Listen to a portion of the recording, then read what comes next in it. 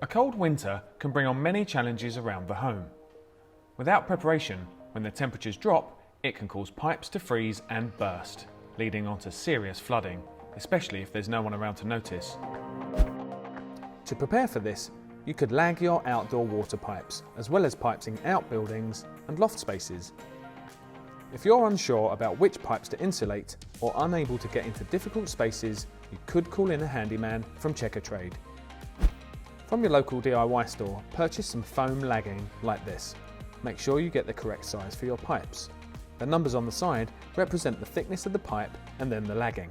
You can also buy these handy insulated tap covers.